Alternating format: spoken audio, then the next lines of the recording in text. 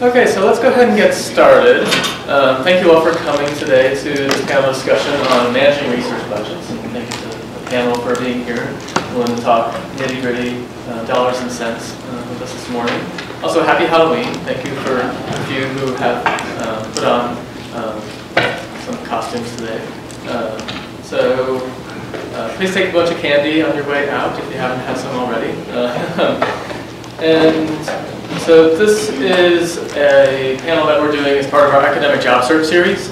It's a series that the Duke Career Center co-sponsors with the Office of Postdoctoral Services and the Graduate School.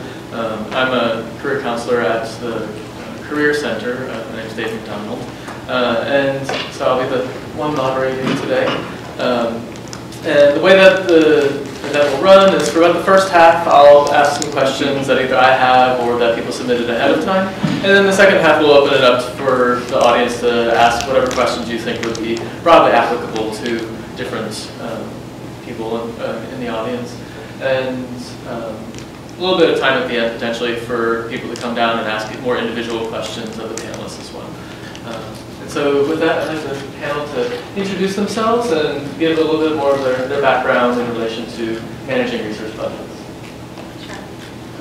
Is there a microphone, or you want to just speak loud? Okay. Hi, I'm Debbie Silver. I am an associate professor in the medical school in the Department of Molecular Genetics Microbiology. So I've been here for a little over 7 years, and so my perspective on a budget is maintaining my lab and keeping us well above water and being able to do the stuff we want to do. I'm Molly Sykes. I'm business manager for the Department of Cell Biology. I started my 38th year here at Duke. All of those working with grants and with faculty. Previous to cell biology, I was the Associate Dean for Research Administration in the School of Medicine, and also the Executive Director of the Office of Research Administration. Just titles. I did the same work then that I do now. It's ironic that I'm between two investigators, because that's usually where I am in the grant process. Between two investigators, between the investigator and the central offices, between investigators and sponsors. So I've had a lot of experience doing that. I am Michael Zablanos. I'm an assistant professor in mechanical engineering and material science. I've been at Duke for 5 years now, and so grant research, so essentially research funding is, for me, it's used to maintain the lab and provide, so do the research that we want to do and provide the resources to our students so that they can excel in their careers as PhD students and later on in their careers. So train them. So to kind of get us started, I was wondering if you all could describe your experiences either starting a lab for the very first time, or what you've seen other people go through as they started their own labs, as far as how the research budgets kind of intersect that. And would you like to start with? Yeah. So my case was a little bit maybe different from other people's, in the sense that I did my PhD, my work was 100% theoretical, so all I needed was a computer for my lab. And the students that I wanted to be working with were students that were more theoretically inclined, so what they needed was a computer too, right, and paper and pencil.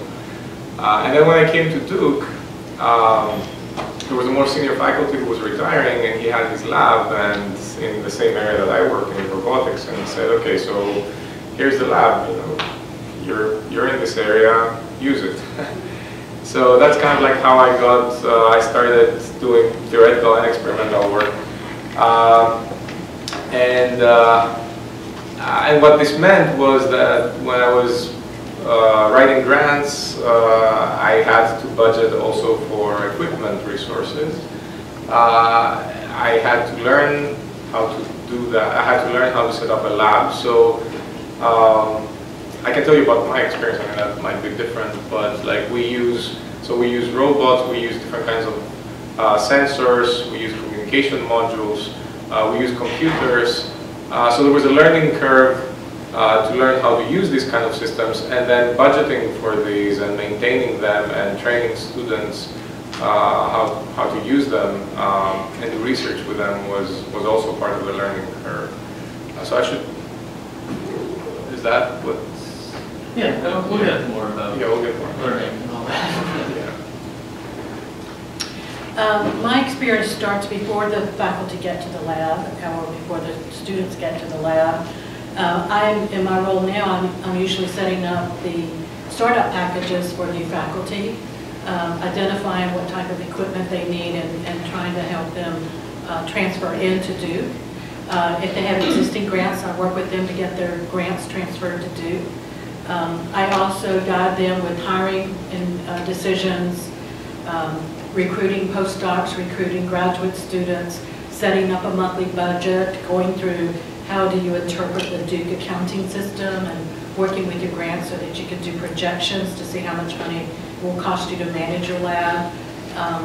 So we are responsible for doing all those things as far as managing and focusing on the expenses on a month-to-month basis to ensure that, not one, that the expenses are according to and allowable to the sponsor, and as well to maintain a steady state of support for that faculty member in their lab.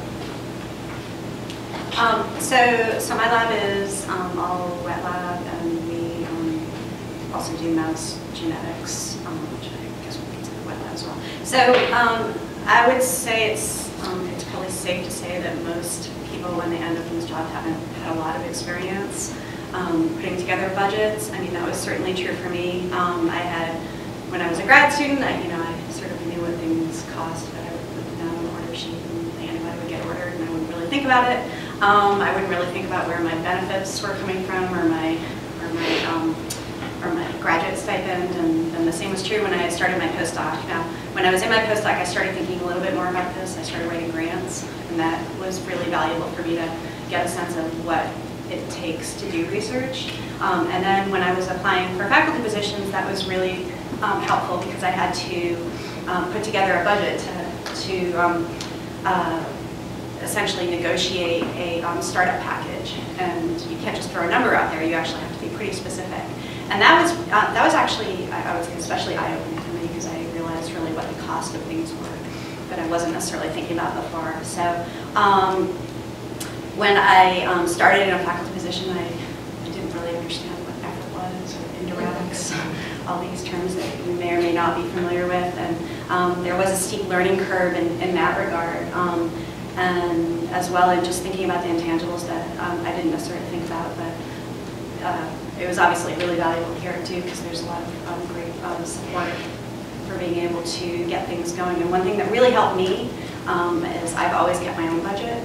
I sort of try to keep a sense of what things cost and try to do my own internal projections and make sure they match up with what my business office is telling me, just so it gives me a better sense of control over making decisions, purchasing decisions, and also, more importantly, hiring decisions.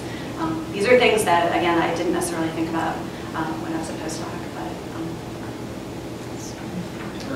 Since you mentioned startup packages, I was curious if you could provide a little bit of insight into what are some realistic ranges for what startup packages look like, what goes into that, how does negotiation work? I'm 7 years out. I think they've actually changed quite a bit. I can tell you what's happening now. Typically in cell biology, the starting salary for an assistant professor tenure track is set by the School of Medicine. It may actually be set by the university, but within our school, we have a set starting salary, and I think it's $118,000. So you start your startup package with the salary of that individual, the new faculty member, plus their fringe benefits, which are 27.5%. That's a big number. You have to add those in as well. Then we take a look at, we usually budget for one postdoc and one graduate student and one technician during the first year. And so that's how we build the lab support budget. We look at whether that individual needs specialized equipment. A lot of our research is done with microscopes, which are big ticket items. Some can be $250,000, $300,000, whether we need to buy one of those or not. And so we build the startup package based on those types of information. Usually a startup package will start at $1 million for 3 years, and it can go up depending on whether there's what type of research, what type of animal model, what type of equipment. It can go up to 1.5. And that's the current start packages in our departments. I'm sure that they're similar for other basic sciences. They may be different at other institutions. I've worked with some postdocs that have received job offers from other institutions, so they bring me their job offers so that I can analyze them for them and ask questions. Some institutions charge you space, some others do not. Some institutions charge you for administrative support within their units, some do not. Some charge you for dishwasher, core services. So you have to pay a monthly rate for core services. Other institutions do not. So you have to analyze your startup package to see what you have to pay for, what you need for your research, and what you have to pay for to be part of that particular department, and then ask for things. But as Debbie mentioned, the first thing to do when you're looking for a job, for a startup package, is to define your research and how much it's going to cost you to do that. The expectation at Duke is that most new faculty come in with some type of grant already, so there will be additional support for grants. If you're a collaborator, we have people that, some of our people work with engineering, so we may get money from engineering to support that startup package as well, or from the Cancer Center, or from the International, Global Health, those types of things. We can cobble together a package from multiple units for new faculty. Okay, so in engineering, it's similar, but the numbers are a little bit different. So at least in mechanical and electrical engineering that I'm more familiar with, salaries are first of all are 9 months, and they range between 95 and 105, roughly, anyways. So that's one thing. Now, startup packages, they range again between 500–600K to 1 million. Depends on whether you have equipment, what kind of research you're doing, and so on. What's important? What's included in this amount of this is discretionary account, by the way, right? So, and what you can typically use it for is student support, postdoc support, summer salary, because at least at the beginning, it's again 3 years, the startup package. So summer salary and equipment. So these are and travel, right? These are more or less the things that you can use a startup for. You're not, especially if you're hired as an assistant professor, like junior out of your postdoc or something, you're not expected to have a grant when you join. That's the reason why you get this startup package, so you can hire your first students.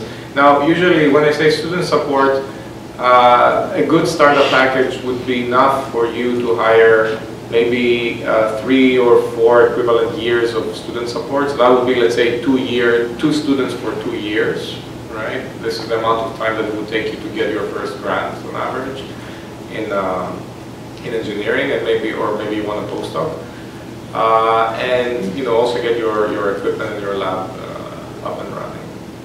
So, yeah. I think the one thing I would add, echo some of what was already said. When I was looking at startup packages from different schools, they really do vary quite a bit, and you have to sort of get into the nitty-gritty when you're thinking about this, because there are some schools that I was investigating that had covered graduate student salary for only 1 year, versus Duke covers you guys for 2 years, or those would be for grad students. So different costs for core facilities, those vary quite a bit. Mouse per diem costs vary on how much overhead the university puts in to help cover that. And those are little things that actually do add up over time. I would say the numbers that were mentioned, they do change over time. So, I mean, when I was hired 7 years ago, the numbers were a little bit different, but it certainly does also vary, like how much startup you get, depending on if it's a medical school versus a university where you're expected to teach more heavily. So something else that's also very important is some departments provide fellowships, student fellowships. So Duke, for instance, engineering provides first-year graduate student fellowship, and to every incoming admitted graduate student, and that's also very important to consider. Some do, some provide TA-ships, there's usually some sort of support that comes. And on the medical school side, that's actually much less common. It's much less common. It's typically grad students who are coming into a medical school are not required to teach for their summer. Is there a question over there? May I ask a question? I Sure. know usually between medical schools and colleges of arts and science about salary recovery. I've heard that the proportion for medical schools tends to be considerably higher. So you talked about a 9-month salary. That means you get a grant and then you can pay yourself your summer salary. But how does it work if you're in a medical school department? You meant by salary, you mean how much you're expected to bring in? To bring in. So that's going to vary. It's going to vary across the board. I mean, I would say for medical schools, it tends to be higher. Most medical schools I was looking at were expecting, I would say, 75 to 80% salary coverage, not immediately, but after a few years. But it did vary. There was one medical school I looked at that was a state university, and they actually covered 100%. Can't believe I didn't cover 100%. But it does vary. It does. Depending on state school or private school, it will vary. Yep. And so it sounds like most of the startup package is like on the hiring side, like the university side, kind of talking amongst themselves. But I feel like if I were coming in, like does the person being hired get some input and be like, well, here's what I would need, here's the equipment I expect, and especially in terms of the equipment cost and the animal or cell costs, the medical costs. Like, is there a back and forth there, or input from the person being hired, or? In the School of Medicine, there's always back and forth. Most faculty have competing job offers, right? So sometimes it becomes a bidding instead of a negotiation. But there's always a negotiation. In fact, before you go look for a job, you should have your list of equipment, what it's going to take to start up your lab, your mentor, whatever lab that you're in, you should be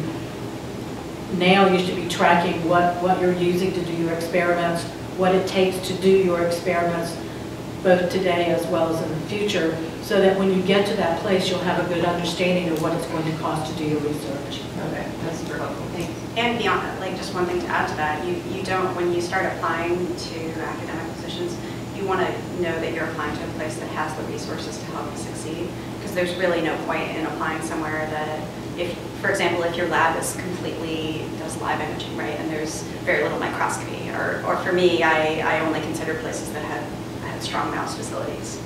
So I think having that information will help you, and it'll also, believe it or not, it'll start to guide where you apply. Also, when you negotiate your startup, you should ask, I mean, from the applicant's perspective, you should ask for everything you need in order to be successful, right? And then, because that's the whole purpose of a startup, right? And the university wants you to be successful. They're not hiring you to, so that you fail. So you should ask for everything. You need 5 computers, ask for 6, like that's. If I could just add one more thing to that. So when I got my startup, it wasn't sort of, although I'd given a budget, I didn't have to stick to that budget in great detail. So I could buy as many computers as I want with that budget, for example. And that might be different from the university versus medical school, I don't know. But, I was sort of given a lump sum. No, it's discretionary. Do what you want. Yours is as well. It's discretionary, so you can change what you want. Okay, so it's the same thing. But actually, there was one place I interviewed at that they specifically put in the offer that this is a position for a technician. So it can vary a little bit in that regard. And again, it's sort of comparing apples and oranges. You have to bottom line, how is this all going to work out for me? Since you seem to have a lot more freedom in this money that they gave you early on, is there anything that you would have wished to purchase very early on that you had trouble purchasing later because of constraint from outside money? What do you mean constraint of outside money?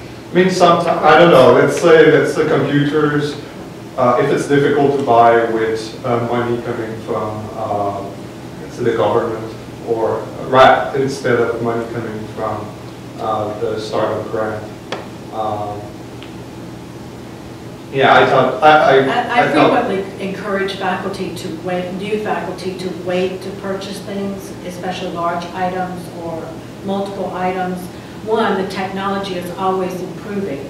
So what you buy today will be different a year from now, 18 months from now. So if you're not ready to use it, I would encourage you to wait. Might get a better deal, you might be able to leverage something. Maybe be able to find one on campus that you can use for a while. Both have mentioned discretionary money.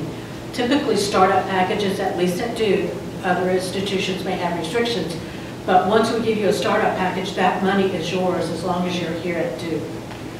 So whether you buy it today or next year is up to the individual, but think about how you're going to use it. Don't buy it because you just got your money and you've got 6 computers sitting in your lab and 1 person working in your lab. Wait until you need it to use it.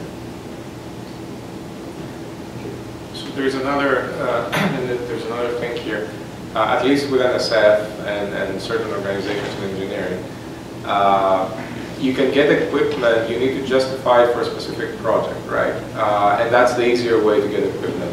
If you need a piece of equipment that you're going to be using in your lab in general for many different projects, that will be more difficult to get it with grant money. There still are some programs that will support such kind of equipment, but it's more difficult. So if you do need such kind of equipment, you might want to consider buying it using your startup. Right. Another thing is that startup expires in 3 years. You can extend it sometimes, but this doesn't mean that you just save it and then you say, okay, I haven't spent anything, so I'm not. So the university wants to see that you're using this startup to develop your career, right? So if you come in and you have like 3 grants, you know, and your lab is going great and you're not spending that much your startup because you have funding from other sources, then the university will probably be happy to extend your startup for 1 or 2 years, depending on the case. But you need to show that you're moving forward with your research, right? So if that's the case, save it, you know, and use it with, you know, in a wise way. It's free money, not free. You can use it in a free, you know, much more free. Yeah, it's less constrained. I would just add to that. I would say that some of my startup had an expiration date on it, not all of it did, and it was sort of based on how they got the funds to pay. But I think that's a really important point to think about is how to be careful to spend your money. But it doesn't really help you if you're in year 6 and you have, you know, 2/3 of your startup left. You probably haven't been able to get the sort of publication and impact on the field that you need to be doing. So I think that it's invaluable, obviously, if you have grants to help that, especially if you do have some startup that doesn't expire. So I still, for example, have some startup left. Not a lot. Some. There's a question. Yeah, I just want to say that besides equipment that you can use for many different projects, another way to use your startup, again in engineering at least, is for postdoc support. Because postdocs are much more expensive than graduate students. So a graduate student will cost about $65K, including indirects and everything on a grant. And a postdoc will cost maybe, if the salary, like the rule of thumb is if you double the salary. So if the salary is like 50, 55, this is going to cost like 100, 110. So per year. So if you use your startup, there's no indirect cost on that, right? So on a startup, you're just going to pay salary plus fringes. So a postdoc will cost you 55 plus whatever, you know, fringe benefits are. So that's another way that you can use your startup. It will be much more difficult to get a grant that's going to support 100K plus salary plus travel, 160 per year or something, and than getting a grant for 100 per year, that you get 100 per year, you get a student, 160 you get a postdoc. So obviously hiring a technician versus bringing on a student versus a postdoc comes with, you know, pros and cons. Each one is a little different. So where do you start with that when you're building your lab? Do you bring on a postdoc initially, or a student, a technician? How did you do that? I mean, I would say that's there are different opinions on this either way, right? Yeah. And I think the end result is it's kind of personal to the type of research you're doing. I would say the one thing that you want to make sure you do when you start a lab is not just hire a body. That is a really big mistake. It's more important to get somebody who's really good and committed to the lab and helping and wants to excel themselves as well. In my case, I ended up hiring a technician first, and then when I started getting postdoctoral ads that I thought were competitive, then I hired postdocs. But I know people who have gone the other way. In terms of bringing in graduate students, when you're starting a lab, it's great, right? Especially because you have starting, you have a lot of great ideas, and they're sort of ready-made, typically to help a project move forward. And as I mentioned at Duke, we don't pay until the student's in their second year. So that's another way to think about it in terms of the budget. Not that you're putting off the inevitable, but it's not an immediate money going in the outcome. Yeah, so another way, so I agree with this. A graduate student, first of all, our job is to train graduate students, right? And this is, at the end of the day, you know, when you go up for tenure and promotion, people are going to want to see how many graduate students maybe have graduated or are close to graduation, and what work you've done with your graduate students. But you should also think about the fact that you got like about 5-6 years to produce the research that you need to produce. Graduate students are going to start becoming productive after a couple of years, maybe 3, some of them. And a postdoc is a good way to, like, you know, jumpstart your research right from the beginning. But you know, you need to be very careful when you're hiring a postdoc. So you need to find somebody, get good recommendations from people that you really trust, somebody who's really interested in the research that you're doing. It's not going to be easy, because usually the best postdocs are going to they're not going to work with assistant professors. They're going to, you know, work with more senior people, because they're going to be wanting like good, strong recommendation letters to go to get jobs. But this doesn't mean that you won't be able to find some good people to work with. So, like what I did was, so first of all, I switched institutions. I was for 2 years at Stevens Institute of Technology in New Jersey, and then I came to Duke. So when I was there, I just worked with graduate students. When I came to Duke, I brought in some graduate students, hired more, and then I brought in a couple of postdocs using my startup. So that's what I did. And that, for me, that helped a lot. You know, my advisor, he started with postdocs, because for him the most important thing was, let's just get all this research going. Other people, they just don't get postdocs. So I think, in my experience, I think kind of like a mix of both. That's the way to go. I want to add that what you've just heard means that you will be responsible for human resource management. So if you're not comfortable managing people, graduate students, postdocs, and technicians, then you need to gain some skills in that area, because all of the labs run with this type of research team, and invariably you will have issues with someone in your lab at some point over your career. So it's not just not just the science. There's a whole aspect to managing the research team. Yeah, the budget's actually easier than personnel, I would say, hands down. I think we have a video from a past academic job search series event where Tyler Cornwood talked about managing a lab. not just the book Great, side, but also yeah. the people Yes. side. So that's on the Postdoc Services YouTube channel if you're interested. We talked a little bit about negotiating 1 or 2 questions ago, and it made me think of this. How often is it that when you negotiate your initial startup package or your initial appointment, how often is it that that is set in stone and that sets your career, or are there opportunities along the way to renegotiate either around promotions and tenure or even in between? I'm happy to answer that question.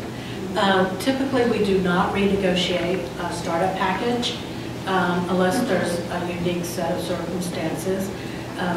In School of Medicine, our tenure is within 5 years. We do an assessment at the end of 5 years. So your startup package should last you that entire time.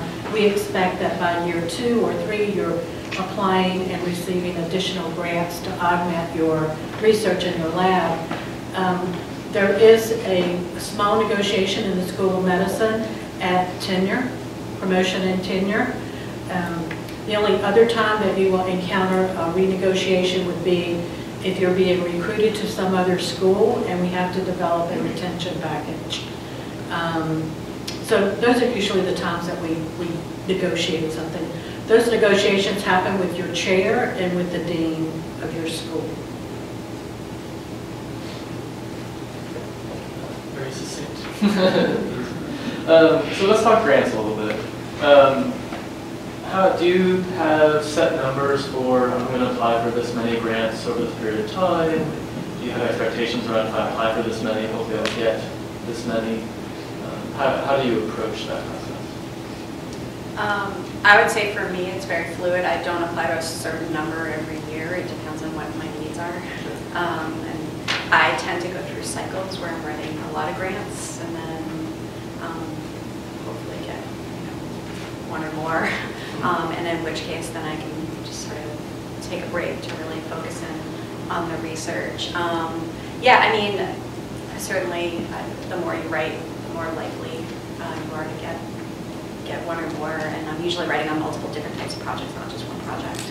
So, and some of the timing of when I write grants will depend a little bit on what types of requests for applications, RFAs are out there.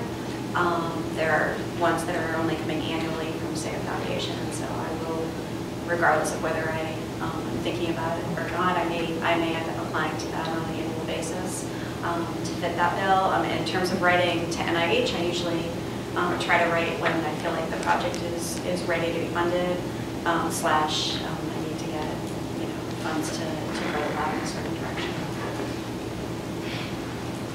Yeah, for me, the same thing. So it's quite fluid.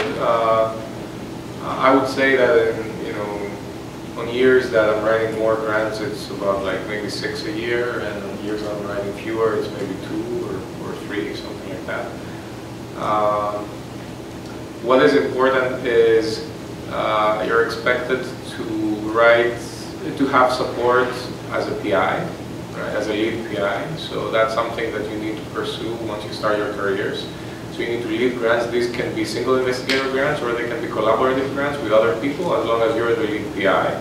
So you're expected to do that. Once you have, and there's also a few grants for junior faculty. So NSF has a career award, Department of Defense has young investigator awards, NIH probably has similar stuff. So these are grants that one is expected anyways to pursue. I don't know, there's no kind of like rule that you need to have them, but it's good if you have them.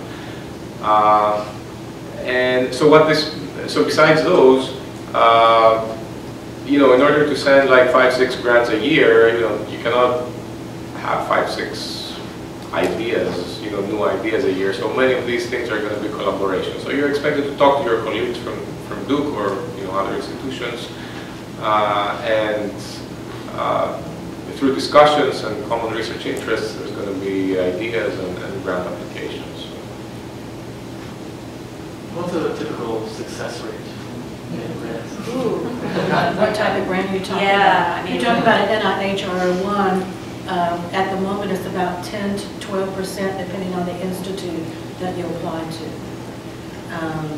If you're talking about a career development award, that's about 40%.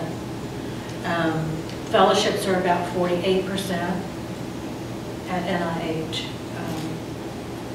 Foundations are much smaller because they have more volume and less money, so those percentages are very small usually. Yeah, and I would add, I always have people in the lab writing grants too. Yeah. That when people come to lab, it's just an automatic.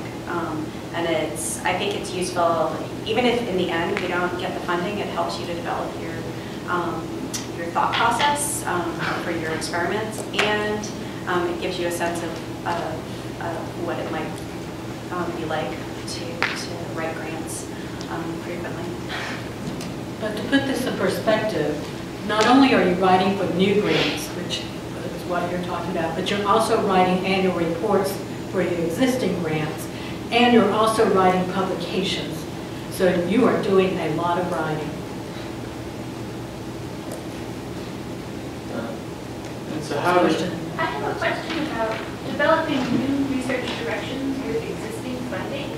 So I had a professor in grad school say, somewhat sarcastically, you do the work, you get the grant to do the work that's already done, and then you use that money to do the work that you are going to propose in your next grant. And I know he was being a little bit sarcastic, but I also understand that there's some truth to that, that the amount of preliminary data that a grant has to have to be competitive in a 10-12% world means you've already invested a lot in that research direction. But if you have to come up with new ideas, like Professor Silver was saying, to grow the lab in a new direction, presumably you're getting some of that preliminary data with funding that you already have in hand. So how does that work technically and also practically when you're deciding what to spend money on the lab? Yeah, I think that's a great question. I mean, it is true when you get a grant from NIH, they're not going to hold your hand to the exact details of the aims. And we've certainly gone in new directions and stuff related to the aims. In terms of generating preliminary data, sure, we've done little experiments on the side, didn't cost a lot, that really sent things in a research direction. You do have to give progress reports. You can't completely go rogue, so to speak. But the other thing you can do is there are pilot funds you can get, and actually Duke, I think, is really good at this. They think about how you can move your research forward from just an idea with very little preliminary data to one that could get funded by NIH, which, as you said, does require a lot of preliminary data. And they have pilot grants that we as PIs and actually as fellows you can also in some cases apply for. And those can be really helpful for helping to really put fire under a project. That plus some discretionary funds. I'll use discretionary funds to push ideas forward, and this is why I try to protect that as much as I can. Good question. I think someone mentioned that using the startup funds for travel is another kind of allowable charge or way to use those funds. And I was wondering how you plan for that and whether you supported graduate students or postdocs to travel to conferences as well. I know that sometimes if conferences are international, that can really add up. Or whether it was for yourself or just to present research or also as an opportunity to network and meet collaborators, and just any thoughts you have on using both from the how to actually use the money once you have it, and also in justifying the amount you are requesting for a startup. Yeah, I mean, I'll just answer that quickly. For both, for travel, I put it into my grants for both myself as well as whoever the trainees on the grant to go to meetings. I think it's really critical for the projects. I try to send people in the lab to a meeting a year. But yeah, it can come out of startup as well. Again, mine was sort of lump sum, think about how I want to spend it. If travel is related to a grant, right? So if you have a publication that's supported by this grant, then you can travel, you can charge that to a grant. But if you want to, you said network, right? You can go and give a presentation somewhere, and if they're giving you partial support, you want to support the rest of your trip, then you can use startup for that. Yeah, so we mentioned that we should be writing grants all day, every day, all the time. And if that is the case, we end up having at least a few grant proposals that are overlapping, and in the best case scenario, they get funded at the same time. Is that a problem? I mean, I imagine it'd be a great conundrum to find yourself in 2 grants supporting the same research, but how would one handle that? It does happen, yeah. I mean, sometimes I will submit almost the exact proposal to 2 grants, to 2 grant funding agencies. Part of that is practical, part of it is because it just fits into both. Sometimes I will modify the aims somewhat, and I've actually been in this situation. It was with a student who got a foundation award, and then she also got an American Heart. And because the aims were distinct, we were able to negotiate to get half the funds from one of them when she got both. Okay. Because one of the aims was completely different. So sometimes with foundations, especially, there's room for negotiation, but yeah, you can't double dip.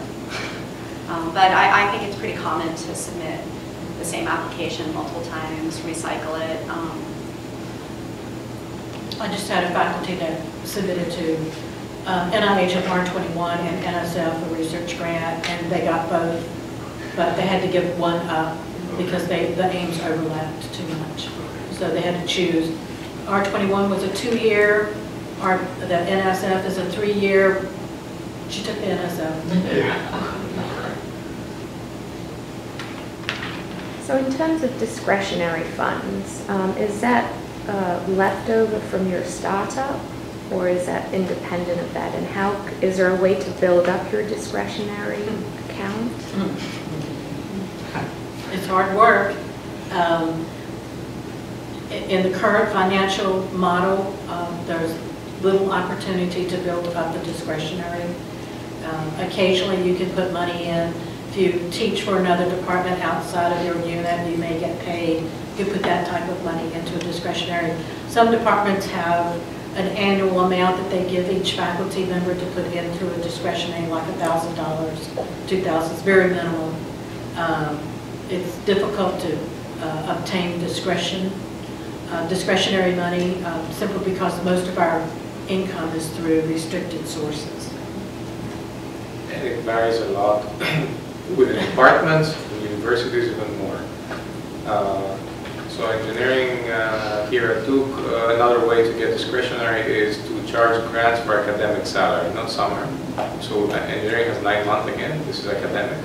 So if you charge for academic salary, then what happens is, let's say you have a month, let's say $10,000, right? And then the school taxes part of it, and then I think it returns to the PI some percentage, I think, I don't know, 50, 70% or something like that. So that's another way to build your discretionary.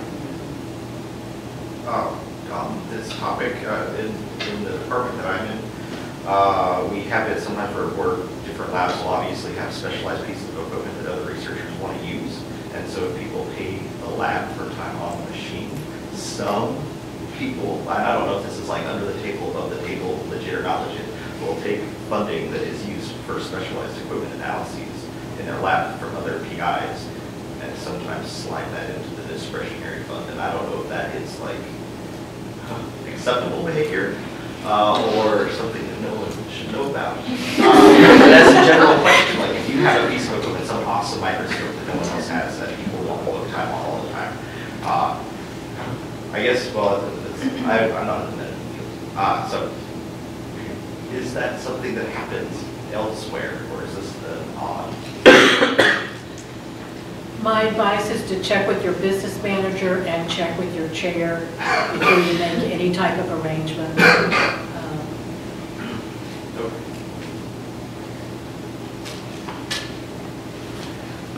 Got a question for Debbie.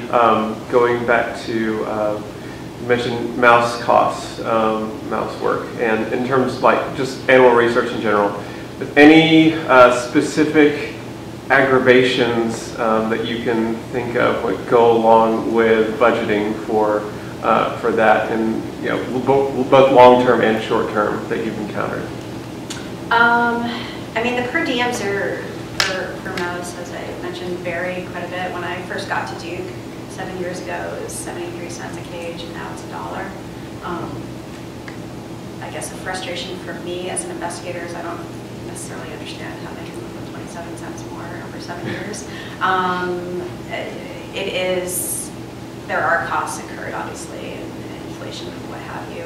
I mean, that's the per diem side of things. And I can't think of any specific frustrations per se. I mean, when you're looking at places, you want to definitely think about beyond just the husbandry sort of side in terms of making mice and how much that's going to cost.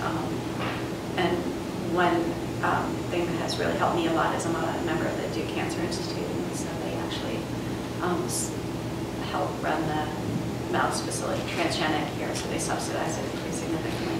So I would say those costs can vary quite a bit.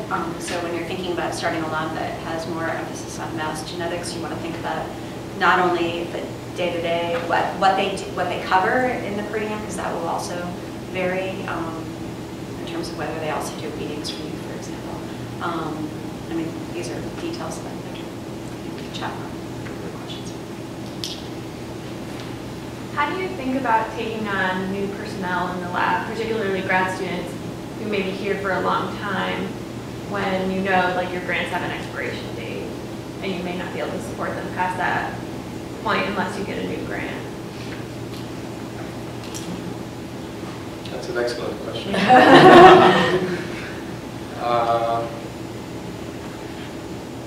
It's a difficult answer. So, all right. So the math works kind of like this.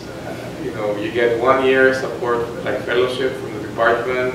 You typically will get 3 years support for a grant. That's 4, and you're left with 1 year that you don't really know what to do. Hopefully, but by that time, you have other grants, and you do. There was another question before that there's no many funding agencies.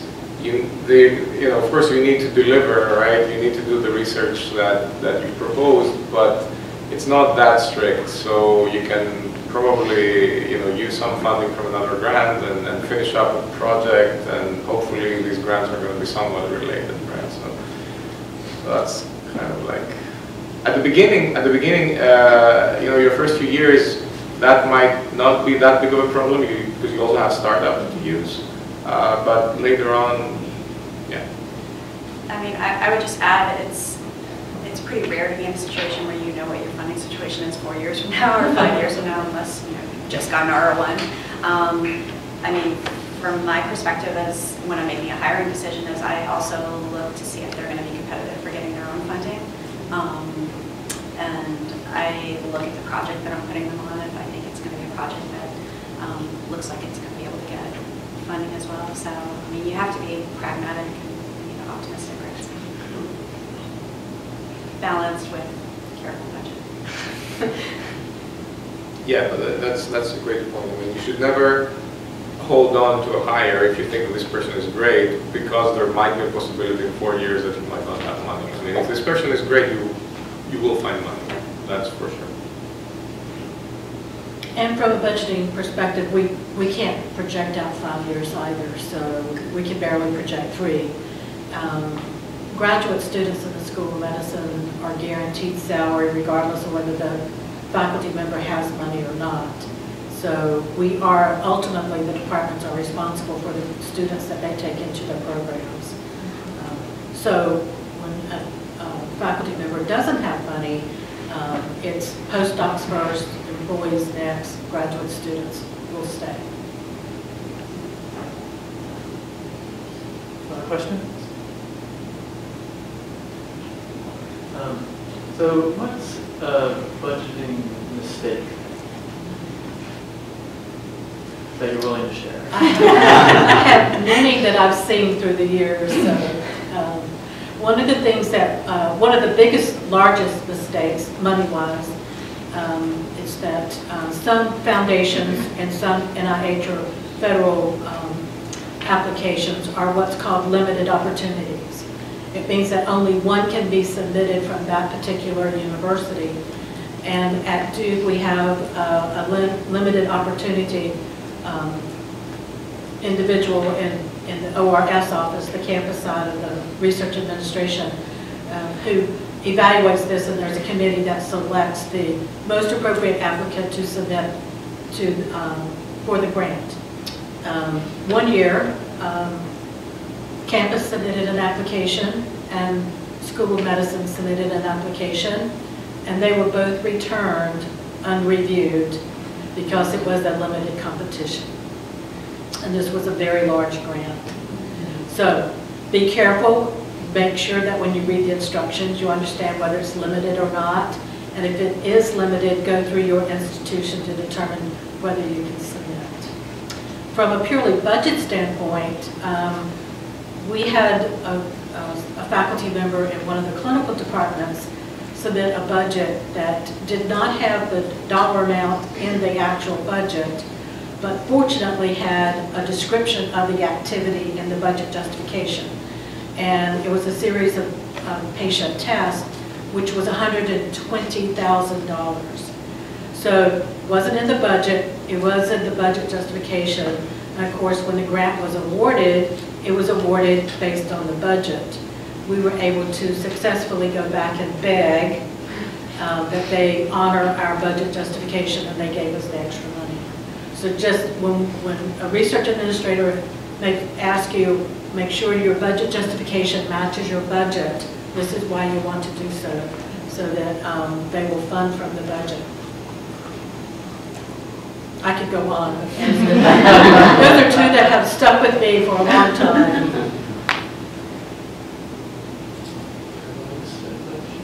I mean, I would say there was, I don't think there's any purchases or personnel that I've hired that I regret. There have been periods where I was writing a lot of grants and I was putting down probably a lot of effort for each individual grant, and that I was fortunate to get a lot of them. And then all of a sudden I could cover a lot of my salary. That wasn't necessarily anticipated. Now, you have to put in an effort commensurate with what you think you're going to need to put in for a grant, but sometimes I think I probably overestimated that. Good point. Yeah, I think, as Molly said, the justification is very important, the budget that you put in and the justification, and you need to work with your grant manager. And you also need to be, I mean, they're going to do a lot of calculations for you, which is going to be really helpful, but you also need to be involved in the process. You need to provide a reasonable justification, something. So essentially what the funding agencies want to see is that whatever funding is that you're requesting makes sense for a specific project.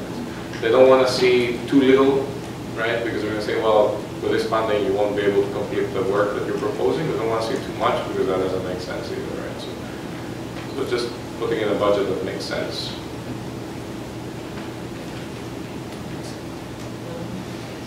So once you have money, have a grant or startup, what are some strategies that you use so that there are no surprises? That you don't run out of money too soon or find out that you're approaching the red before you really want to be? I'll just quickly answer that. I mean, as I mentioned earlier, I keep my own budget, and I don't write it down with a fine-tooth comb, but I don't rely on the business office, who's often really busy, to give me a projection. I try to just get a sense if we're keeping on target, and just kind of big, broad brushstrokes. I also keep an eye on any big purchases, obviously, I make the decisions on. The way the purchasing is set up at Duke, with a buy at Duke, I'm actually the final approver. So I keep an eye on whether we're making purchases that seem to be redundant. And then in terms of for individual in the lab, I like everybody to know what is available and what's been purchased. So we actually have a Google sheet that we keep so that everybody can see what's been ordered, even through like CCF. And those are things that have helped us, I think, to avoid making silly purchasing mistakes. This is how you do it right. The way you do it wrong is to allow everybody in your lab to order what they need, but you don't have an understanding of what people are actually ordering and how frequently they're ordering, and so you get surprised at the end of the month. A quick way to do your budget, take out your equipment, take out any one-time purchases, divide it by 12 or what the number of months that you have for your budget. That's your monthly budget, just like your home budget. You know, you're going to pay your people. If you allow people to work overtime, you're paying time and a half. That's an unexpected cost. Make sure that you understand what people make, because it's easy to hire a technician at $15 an hour or a technician at $25 an hour, and that's a big impact on your budget. So you need to understand that. But you need to look at your expenses on a month-to-month basis. In most situations, here at Duke, and probably most other large schools, you will have access to the financial systems. So it takes a little bit of training, but you can actually go in and look every day to see what you have left on your budget.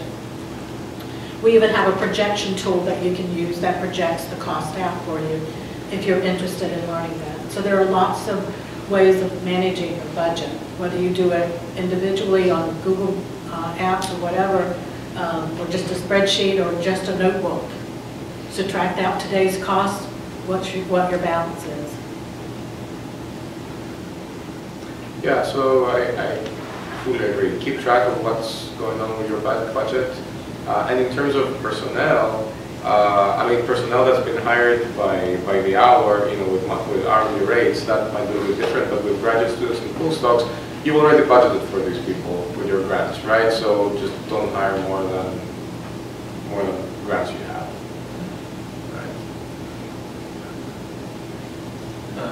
Time for one more question, if there is. Well, then I have one. So this is probably a nice wrap-up question too. What recommendations do you have for the students, postdocs, et cetera, that are in the audience for ways that they can get better at this process, even if they're not managing it?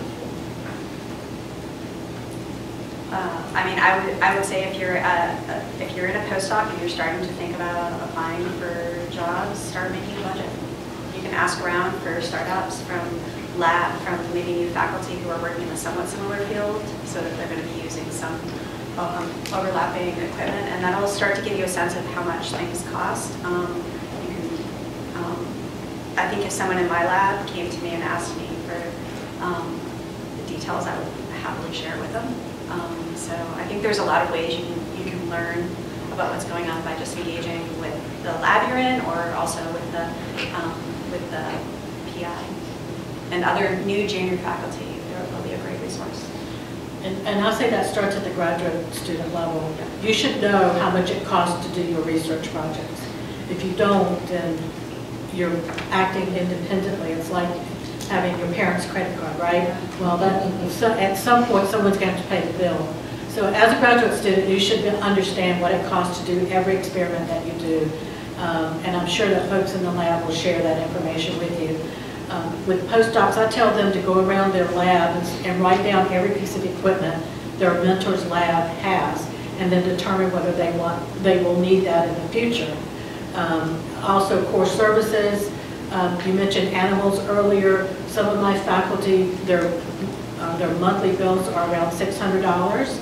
Some of my faculty have $12,000 worth of animal charges a month.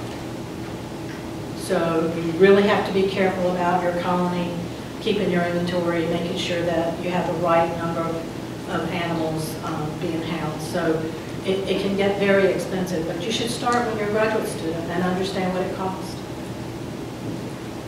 Yeah, same, like I agree, like saying, talk to your mentor, try to get involved in grant writing and budget. You should know how much things cost. If you're a postdoc, chances are that you are somewhat supervising, some graduate students. Try to do that because really it's, you write grants, you do research, you manage people, right? So that's very important. So you need to be able to work with different people, different personalities. So that's also something that you should keep in mind. Try to get, as a postdoc, you have many opportunities to get exposed to these kind of, to a faculty, let's say, the faculty life at a certain extent, but you have opportunities, so try to pursue that.